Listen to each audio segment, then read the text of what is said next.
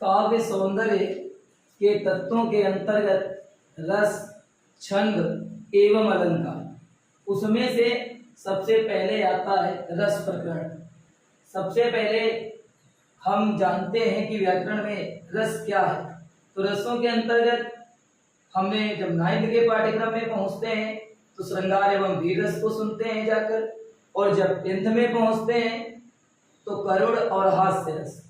जब इंटरमीडिएट में पहुंचते हैं कक्षा 12 में, तब 5 रस पढ़ने रहते हैं सामान्य हिंदी के विद्यार्थियों के लिए।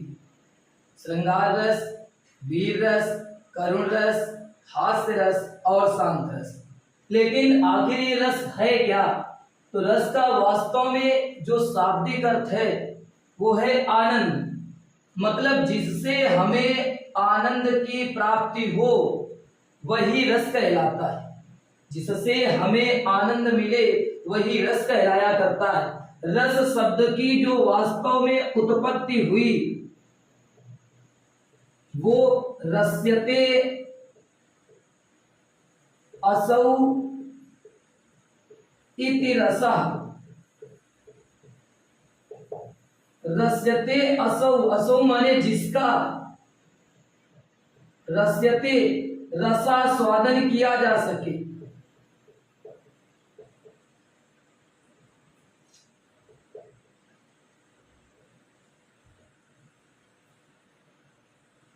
जिसका रसास्वादन किया जा सके, जिसको चखा जा सके वही रस है। ये सामान्य हुआ रस का परिचय। लेकिन जब हम व्याकरण के अंतर्गत आते हैं तो भरत मुनि ने अपने नाट्य शास्त्र में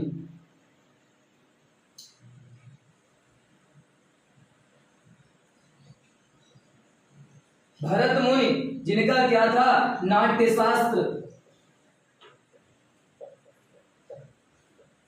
उसमें जो उल्लेख किया है केवल और केवल 8 रसों का उल्लेख किया है।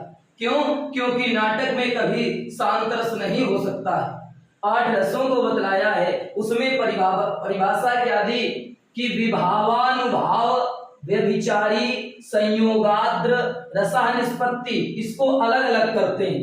विभाव, इससे आपको निकाला, अनुभाव, इधर से व्यभिचारी, संयोगात, संयोग से संयोगात, और इस राग को लेते हैं रस निष्पत्ति। विभाव, अनुभाव, व्यभिचारी भाव के संयोग से रस की निष्पत्ति होती। ये थी रस की परिभाषा। फिर बात आती है रस के अंग कितने होते हैं। रस के 4 अंग होते हैं, स्थायी भाव, विभाव, अनुभाव और संचारी भाव। स्थायी भाव क्या होते हैं? ये स्थायी भाव आश्रय के मन में स्थायी रूप से सदैव विद्यमान रहते हैं। जैसा दृश्य उसने देखा उसी के अनुसार रस भी जागृत हो जाते हैं। अब बात आती है आश्रय कौन है। देखो, विभाव के 2 बनते हैं जाकर के, आलंबन विभाव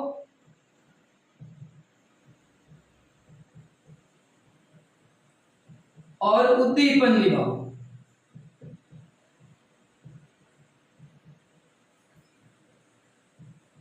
आलंबन के फिर 2 बनते हैं जाकर के, आश्रय और विषय। अब ये यहां जाकर हमको आश्रय मिला। आश्रय है क्या? आश्रय वो है जिसके मन में रस उत्पन्न हो, जिसके मन में रस उत्पन्न हो, जिसके मन में रस उत्पन्न हो। या ऐसा भी कह सकते हैं कि जिसके मन में स्थायी भाव जागृत हो, वो क्या कहलाएगा? आश्रय। और विषय कौन है? ये विषय जिसके कारण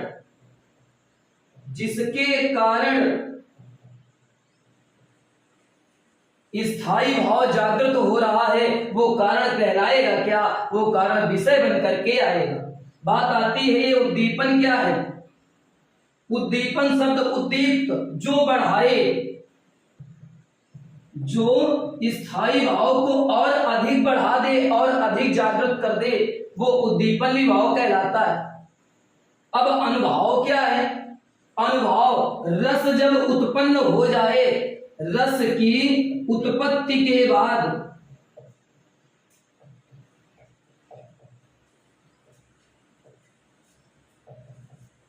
रस की उत्पत्ति के बाद जितनी भी आश्रय की चेष्टाएं हुआ करती हैं वो अनुभव कहलाती हैं। संचारी भाव, इसी को व्यभिचारी भाव भी कहा जाता है। संचारी भाव पानी के बुलबुलों के समान बनते और बिगड़ते रहते हैं।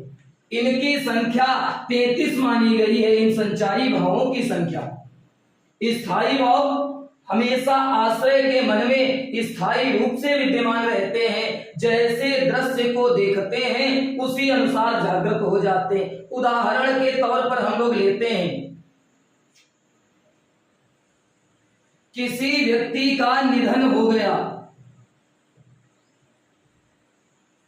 किसी व्यक्ति का निधन हो गया। जब व्यक्ति का निधन हो जाएगा तो रुदन करने के लिए लोग आएंगे।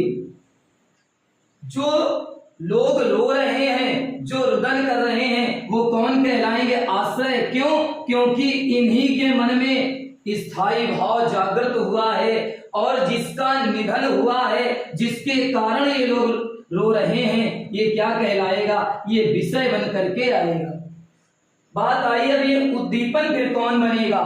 कुछ भाव, कौन से भाव? जैसे जिसका निधन हुआ है उसकी स्मृतियों को जब हम लोग याद करते हैं, उसकी स्मृतियां, यादें, याद कौन सी? वो अमुक व्यक्ति बहुत अच्छा था, उसके पुराने क्रियाकलापों को याद कर करके जो दुख और बढ़ रहा है, रुदन को और उद्दीप्त करा रहा है, वही क्या कहलाएगा? जाकर वही उद्दीपन विभाव का काम करेगा, जो उद्दीप्त करे, जो बढ़ाए स्थायी भाव को। अनुभव क्या हुआ? अभी तक हम सामान्य केवल रुदन कर रहे थे, जब उसकी यादों ने और दुख को बढ़ाया, हाथ पैर पटकना, बिलखते हुए रोना, रोते रोते लोटपोट हो जाना, गिर जाना, अचेत हो जाना। संचारी भाव क्या है? संचारी भाव एकदम से चिंता हुई, अचानक से चिंता हुई, अरे अब इसके बाद क्या होगा? दुख भी है, चिंता भी है, स्मृति भी है, कष्ट भी है। ये सब संचारी भाव का काम करते हैं, क्योंकि ये बनते और बिगड़ते रहते हैं। एक उदाहरण ले लेते हैं करुण रस के लिए।